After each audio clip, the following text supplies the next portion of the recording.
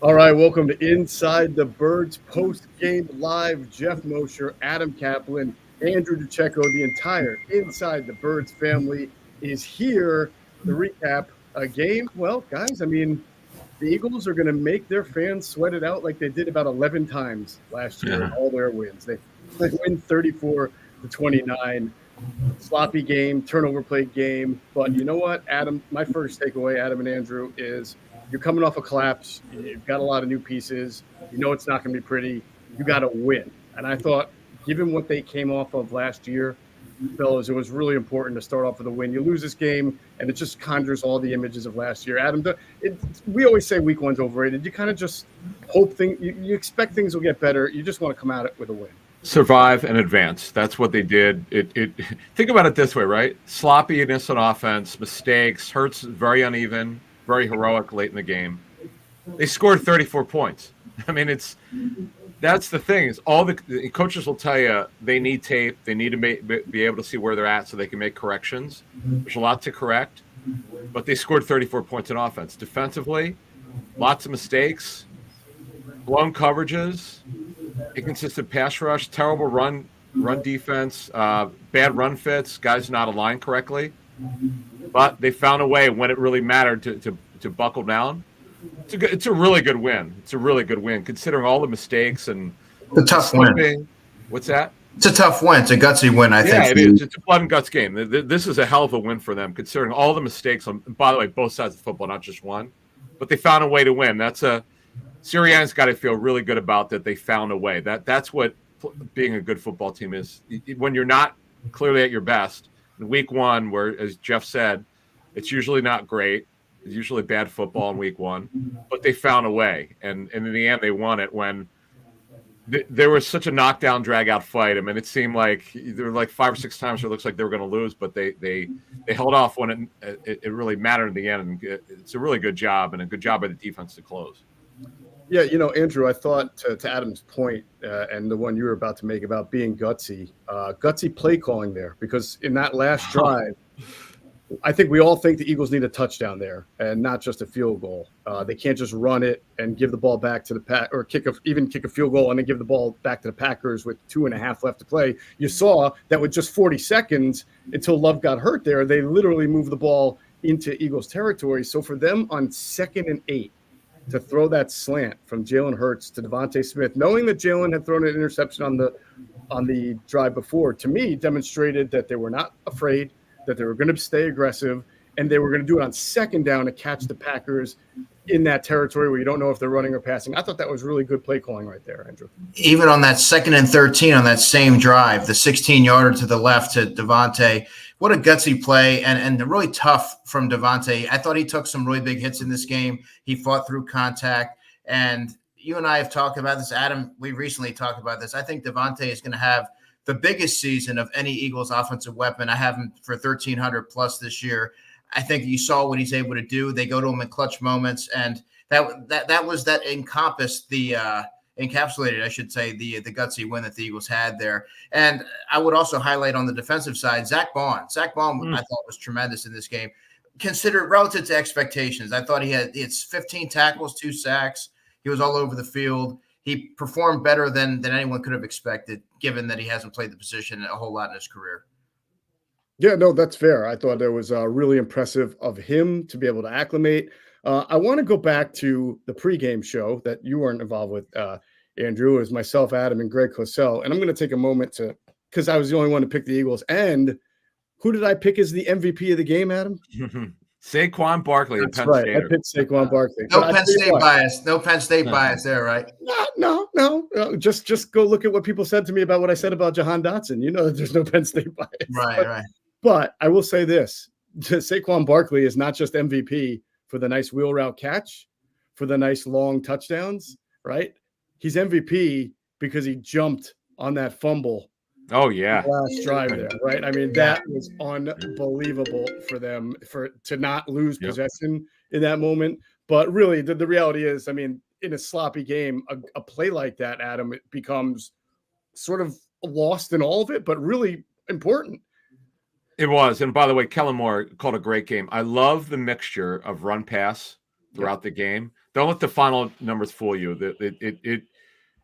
Yes, it looks like it was balanced because they had the lead. Obviously, that's what happens. That's what teams want. You want to come out. They were coming out throwing in the first half, mixing in the run, and the execution for the most part was really good. Now, the Brown play was really not. It wound up being a 67-yard touchdown catch, but it really wasn't designed to be like that. Brown ran through Jair Alexander. It was a hell of a play.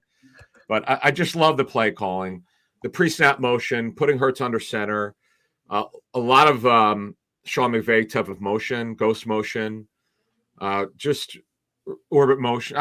There might have been an orbit, but there's definitely a lot of ghost motion. I just love the game plan. This is the most fun I've watched an Eagles scheme on offense in years. It's only game one. And again, I reiterate, they had a lot of sloppiness and mistakes on offense. That Hurts and Jurgens have to get on the same page. There's some issues there on snaps and so forth. But they scored 34. I'm kind of amazed. On an off day. On an off day. Yeah, for sure. Hurts was very uneven. But the good thing is he closed well. They're going to show him when he held on the ball too long. There were too many plays where he was indecisive. I'm telling you, folks, and when we have John, we're going to get John T. Filippo on one of our postgame shows when John can do it. And I want him to explain to people why their guys open every play and the media doesn't understand it. There's an outlet built into every NFL play, every NFL passing play. The media doesn't understand this. They should do their homework and talk to the coaches like Geoff and I do. And Jalen's got to do that. Like he's and this is what also doomed Wentz. When the play's there, make the play. Don't stop trying to be a hero. But in the end, I give the guy credit. Mentally tough late, got the job done, and they found a way to win. And they also put up over 400 yards of offense. It's pretty good. Yeah, we're all of us are so many years into this business. I think the biggest thing that rings true is that you just cannot put too much of anything good or bad into week one. I expect penalties to come down. I expect that fumbled snaps that we saw to improve over the course of the year. I expect they'll be more prepared for certain situations. And just like that, I also don't expect Saquon Barkley to have 3 touchdowns every game as well. So good things too. So a takeaway for me here is in a game where you just don't know, because week one is always unpredictable, Andrew, I just thought I think there was more to gain from winning than there was to lose from losing, if that makes sense, because of how they finished last year. Yeah, no, absolutely. And it didn't look pretty the first couple of drives. It looked like the defense was going to be the unit that kept them in, and no one could have expected that. But I thought that you saw the offense get more comfortable throughout the game. Kellen Moore, as Adam said, he outlined it well. He called a really good game. You saw a ton of motion, saw a lot of creativity from the offense, scheming guys open. And I really thought there was a good balance between the run and the pass. And you see what Saquon Barkley can bring to the offense when everything is firing on all cylinders. I thought he had a really good game as well. It's pretty interesting to see where this offense can go because they're just getting started and they still have a lot of things to kind of iron out.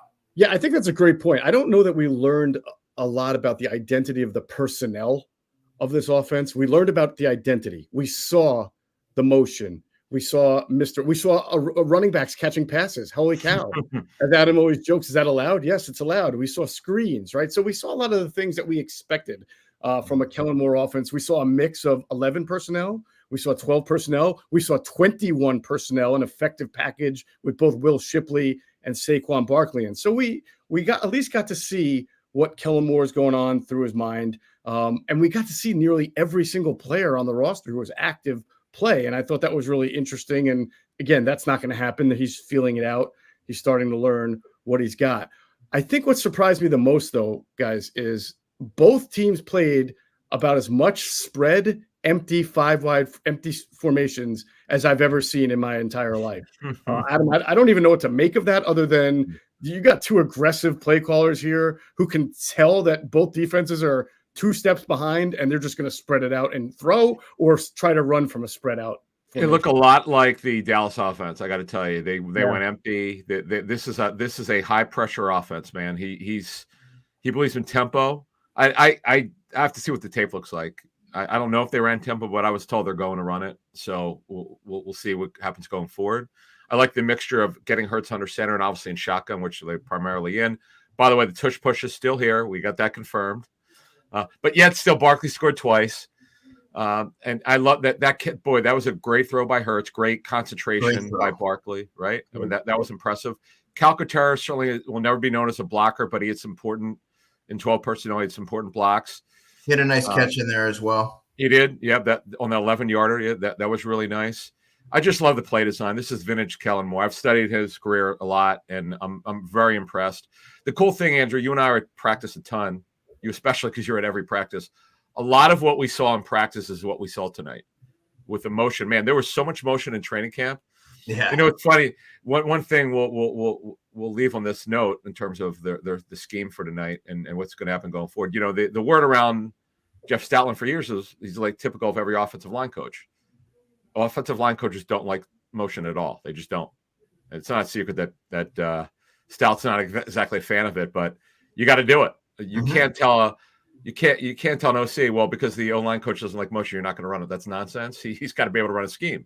Yes. And you saw it, folks. I mean, and this is just the beginning. Again, they'll clean some stuff up. This is a pretty impressive performance considering. Adam, who's the offensive line coach for the 49ers? Do you know his name?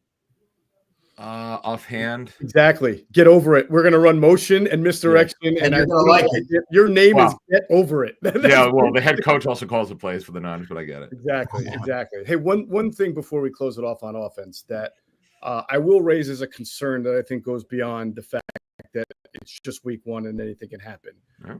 The interceptions Jalen Hurts threw. I mean, a very late throw to Devontae Smith on the first one, and across his body on the second one. Yeah, Andrew. I mean, inexcusable. Yeah. I mean, this is a guy. Make that throw in that moment. Right. And then this is why we say you can't make anything at training camp. That whole interceptionless streak and how he didn't throw until the final day. That's why we don't keep track of it. Exactly. And by the way, he threw the ball. He was trying to go downfield to Devontae Smith, and he was late there. And that was something you were noting in training camp. Yeah, he's not throwing interceptions, but the ball's not getting pushed down the field. And he's holding the ball a lot. He's holding it for a long time. Yeah. So that coupled with the fact that until the fourth quarter, a lot of his quarterback runs were just pedestrian, and some of them lost yardage. It seemed like the defense was very key. I got to give Jeff Hafley a lot of credit, by the way. I know they gave up a lot of points, but for his first game as defensive coordinator, he got a lot of unblocked defenders in, and you wonder, Adam, right? We'll finish off on this. Jalen Hurts is now the guy setting protections. It's not the center. It's not Cam Jurgens. That's one operation that's got to get cleaned up because there were too many free rushers coming in on him. So he's setting the protections. He doesn't want to get hit. Right. And I hope he doesn't have the mindset, I want that free rusher because I'm going to beat him by taking off with the run, because that's not going to work for 17 games. No, he missed. He also missed IDing blitzers. He's got to be better with that. Now, he had the awesome play to A.J. Brown. I don't know how the hell he got rid of it. That was a great job on the next play after he didn't see it. So that was good. Look, again, coaches will tell you they need tape. They need to see what they have. And we'll learn. Oh, by the way, we'll also learn about Mekhi Becton, how he graded out. We'll look into it. Didn't look too bad, but we don't know because we don't have access to the tape. They just ended the game. The coaches, by the way, will watch the tape on their way back, and they'll already have the stuff graded on the plane. It's a 9-hour flight, so they'll have it done with about a third of the way through the flight. Yeah, exactly. Yeah, they'll definitely have it done, and they obviously have extra time. So this is a hell of a win. I mean, I'll be honest with you, it was definitely like a boxing match. Yeah. That's exactly how I outlined it. Yeah, it really was. It felt like last year, honestly. It felt like every win the Eagles had last year. It was like, oh my gosh, it takes to the fourth quarter. It's a one-possession game. I mean, yeah, it was pretty crazy. Defensively, so obviously a lot of different people played, a lot of different positions. Andrew, I know you may have to jump out soon. So your concern level after week one on Vic Fangio's defense not being able to get too many stops? Again, we talked about week one and not making too much of it. I think he's still trying to assess his personnel, where guys fit best. You saw a lot of players going in and out. I think he used all his defensive linemen. I saw Thomas Booker out there. I think the linebacker situation, he always stuck with Bond and Dean. I didn't really notice anybody else out there. Yeah. But I thought it was really curious that he put Avonte Maddox at nickel, kept Quinyon on the outside when, I mean, I and many believed it was going to be Keely Ringo on the outside when the Eagles were in nickel, Quinyon staying at nickel. But I thought Avonte Maddox really struggled, and I thought Reed Blankenship and C.J. Gardner-Johnson did not have particularly strong games. But again, I have to go back and watch the tape. But there are a lot of missed tackles there and a lot of blown coverages on the back end. Yeah, Adam, I expected, because the Packers are a very good offense, and we talked about in the pregame show the diversity of their formations, the eliteness of Matt LaFleur's play calling. So I did expect a decent number of big plays through the air. So I wouldn't say I'm concerned about it. I mean, the Eagles' secondary is a work in progress. They got a lot of youth there. I am a little concerned, though, about how easily they were gashed in the run game up the middle, pretty much from the second quarter to the fourth quarter. And their lack of pass rush. Well, that I was going to get to, yes. But in order to rush the passer, Andrew, you got to put them right behind the sticks and in second and third and long. And if you're getting gashed in the run game by the third string running back, and that's a rookie, Adam, that kid? Emmanuel Wilson? I think he's been around. No, he's not a rookie, but he's a third stringer. That's tough. That was bad because, I mean, the holes through the A and B gaps, like you said, we certainly could say from the second quarter on, I think that's very accurate. Look, Bond was phenomenal. Now, we'll ask Greg when we tape our show with him this week, inside the tape, how Bond played. But, he led them in sacks. By the way, Ojoma had a big-time quality rush in the second half. I want to point that out. That was a great play. That was good. I know he's probably not going to play very much, but they need him. He's the first guy off the bench. I thought that was pretty impressive. Andrew mentioned Thomas Booker played, but Carter had a big time play where he collapsed the pocket and threw the center back into the quarterback. That was great. Mm-hmm. But too often they got gashed, inconsistent pressure, and the one thing that's very alarming. I know it's game one. It's our job to point it out. We don't cheerlead here. Bryce Huff's got to show up. Absolutely. I noted that in my observations. Bryce Huff, I watched him and Nolan Smith on several occasions. They were getting stonewalled. They weren't using their hands very well. They couldn't disengage from blocks. Josh Sweat got some pressure. I thought he did some good things. He didn't get home, but that's not necessarily indicative of the game that he had. But I thought Huff and Nolan Smith have to be much, much better. Yeah, I think that you make a great point because the fact that the left tackle, Rasheed Walker, is it for the Packers? You could see he struggled against Josh Sweat. But when they put somebody else over him, you didn't hear his name called, which is a good sign for Josh Sweat, but not a great sign for the other two guys, the two young guys, and one being the highest paid guy to be able to get to the quarterback. Because of all the left tackles they're going to face this year, I don't know where Rasheed ranks among them. Obviously, the quarterback's mobility factors in there. Love can make things happen, but they're going to face some pretty good left tackles this year. So you're right.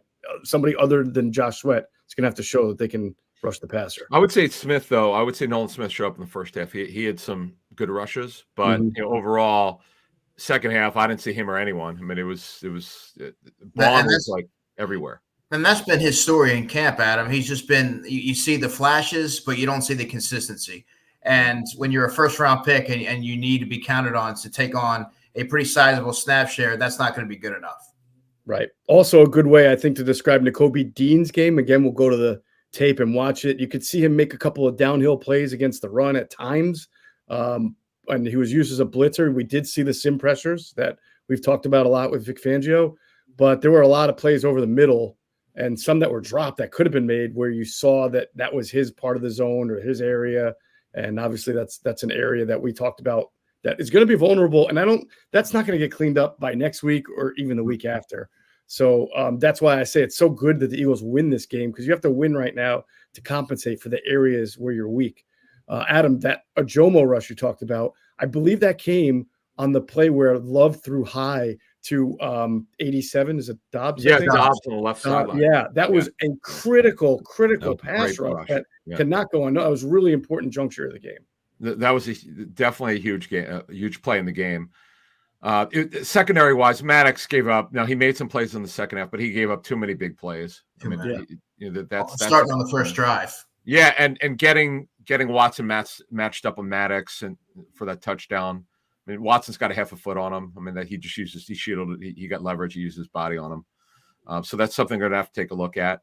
But bottom line is, defensively, it's kind of like a mixed bag. You saw some good plays, you saw some rushes, but when they had to make plays, that's the kind of thing. Like Geoff, you brought up last year was kind of like last year when it looked like their defense was collapsing, but they find a way to win before the collapse of losing.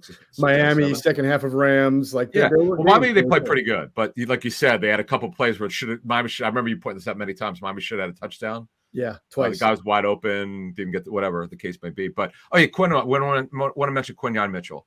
Okay, certainly an uneven game. Made some plays, gave up some plays. had a couple of passes defense. We'll learn more what the tape looks like. Blankenship with a huge interception. There's a good pressure on that play, but great read by Reed for that pick. That was good to see. So and Vaughn affected that throw as well. He did. Yep. Yeah, because what happened is he dropped, and as you saw, he got his body in the way, and the receiver couldn't really get to it. You were good point. You're exactly right, and that's a huge play. Gardner Johnson bent his finger back, but I mean, he came right back in after one play. He should be fine. Should be able to play with it, tape it up or whatever. But we'll see if there are any injuries of note coming out of the game or anyone who's hurt. But boy, Baun, I give the Eagles credit. They saw something in him. You know, they looked at Van Ginkel. He wanted way too much money. Van Ginkel, by the way, was coming off a pretty significant injury from last season. So Eagles didn't go in his direction, though they looked into it. They got Baun super light or Van Ginkel super light. And for one game, he looked like Van Ginkel. Yeah, he looked great. I got most questions about Nolan Smith and Zach Baun all offseason, on the air, you name it. Yeah. I told folks, look, everything that I've seen from Zach Baun in training camp, and that's important, he's looked fine. He's been their second best linebacker. I thought Nakobe was their best linebacker. Nobody believed me. He goes out there and he has to prove it, but I thought he really acquitted himself well. You see the developing instincts and his ability to kind of, and the range and his ability to kind of get a flow of the football. Yeah. I think you guys made the best point of all. His ability to, it's called carrying the three, right? He dropped back and defended that tight end, which took Love by surprise. He tried to force a throw. It was a bad throw. Got picked up. By the way, great pick by Blankenship. I mean, he good pick. It's a great read. Really kind of underrated there. Really good pick. But again, Baun showing that was what Devin White normally is expected to do because of athleticism. He's not in the game. He can't play. So Baun steps in there and does that. Hey, by the way, did you see him line up on the edge? Yeah. That was interesting. Andrew, did you see any of that in training camp? A little bit, maybe? No. He was strictly just off-ball linebacker, and he was just going blitzing up the middle during camp. Yeah, now we've talked about this, Andrew, Geoff and I, for years. Coaches love when inside backers can rush. That's like such a bonus. So now the hope is obviously that Carter plays consistently well. He can get it. He can get his push more in that one real play. Like he can do it consistently. And you want your edges. Sweaty's got to raise it. Huff's got to show up. They got like this. They play Atlanta next week, and we'll see what Atlanta's offense looks like against the Steelers this week. But they got Bijan Robinson coming into Philly next Monday night. That receiver Mooney can run. The first round pick out of USC can run. Pitts. I mean, it ain't going to be easy, folks, against Atlanta. We'll see what happens. No, it might be a little bit of a track meet down there with all the speed that both teams have and playmaking ability.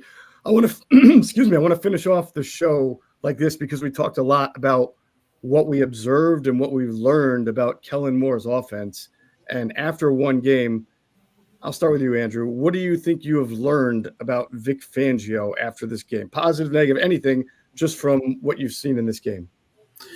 That he's not going to send a ton of pressure, and he's going to continue to shuffle his personnel in and out, which sometimes can affect the continuity. And it's just one game, but this is a lot of what Adam and I have seen in training camp, a lot of shuffling personnel. So I really don't know what to make of it, other than they're gonna have to figure some things out and settle on a lineup, because Avonte Maddox cannot be your nickel corner moving forward. He's definitely lost a step. And they're going to have to find a way to manufacture pressure with consistency. Adam, what did you learn about Vic Fangio after one game? Well, I would agree with Andrew, and this is a front where they're going to be a bottom 5, bottom 7 percentage blitz. This is not what he does. You saw the sim pressures. It's kind of what I expected, but and Andrew just touched on this, and I'll just take a step further. They're going to have to find someone who could rush the passer that could be consistent. I don't know if they have that guy. You can't count on Zach Baun to play like Superman. No, it's just not why they signed him. It's nice that he had 2 sacks. It obviously had a very active game, very good, really good sign. But that's not what they're looking for from him. They just diagnose like he did. The one thing that Baun did really well is diagnose later in as training camp progressed. The second half of training camp he was much better, where he was trying to figure it out the first half. So we'll see if this can continue. But the big thing is the guy Huff, $17 million a year. Okay, 2 years fully guaranteed. He's got to show up. This is not like it's the first game. Okay, not that you want to give him a pass, but he's got to learn how this works here. And Vic's got to help him. Like, I get it. Vic wants guys dropping the coverage in the flat. That's his scheme. He's done this everywhere he's been. And it usually works, by the way. But they're paying Huff to rush the passer, so that's got to happen. And you said, is this what we thought, or what was this Vic's defense? What can we say about it? I think it's going to be better going forward. Now that they have tape, they'll make corrections. This is not a good show, but now they had their moments, certainly. They did force the pick. They got that. That was huge. It was pretty much a momentum and game changer there. But they've learned a lot here. And I'm glad Mitchell was the full outside corner. That should have happened. We knew that was going to happen. What I find interesting, Andrew, is like Vic kept talking about, well, Mitchell had to play inside. Like they didn't.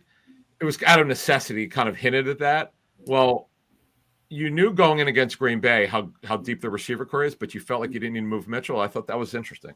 Yeah. So that's what I feel like I learned about Vic, at least after one game, is that when given the opportunity, he defaulted to experience and trust, right? Even though he practiced all camp long with Mitchell at nickelback and either Ringo or Isaiah Rodgers at outside corner, when it was time to play a real game against a good team with a very good quarterback and elite play caller, he defaulted to going with, I don't want to say old reliable. I mean, Avonte Maddox isn't old, but his body is because he's been through so much. But he's been the guy who's played nickel.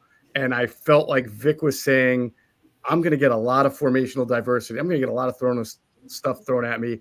I need to have a veteran out there in the corner. Well, I'll tell you, but I was going to tell you what he really meant. He doesn't want Ringo out there is what he does. That's what I was going to say. What is that? I think that says more about what they think. Ringo. Yeah. Well, that's what I mean about trust, though. He did not trust Keely Ringo, so he wanted Maddox. And I don't think he slept well knowing Maddox was going to play that spot. Sure. I think we all thought the same thing. Maddox has been beat up. He's a little bit slower. Even when he came back last year at the end of the year, he didn't look the same, and he probably isn't. Nobody signed him in free agency when the Eagles let him walk. So I don't think Vic felt great about it, but you're right. He did not feel great about having Keely Ringo out there. All right. That has been a really good show. We've wrapped it up. We've talked about the offense, defense, special teams. The kickoff thing didn't really live up to it. Weird. And by the way, too many flags. I mean, come on. Yeah. Every flag and the field thing. The NFL has to. What the hell? That was a disgrace. We should have said, I apologize for mentioning that. That was embarrassing. You know what's crazy, though, Geoff, as I said at halftime on our show, Andrew, that the announcer said that based on what they had found out from the players, it was okay yesterday. But today it was an embarrassment. What the hell happened? I know it was humid. It wasn't hot. It was cool, but it was very humid. Mm-hmm. Come on, it's like they can't plan for this. That's ridiculous. That was a total embarrassment for the NFL, and you're putting players at risk, and you're really cheapening the quality of the play on the field. Well said.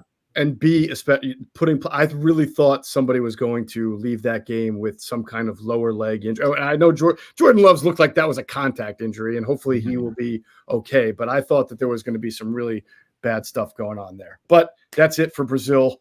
That's their moment in the sun. The Eagles come back to the States, and we'll get going in week 2 for Atlanta next week. Excited. Monday Night Football, I believe. Monday Night Football, that's right. It always is. Kirk Cousins, right? Week 2. Another home game. Yeah, Kirk Cousins. Oh, my God. Yeah.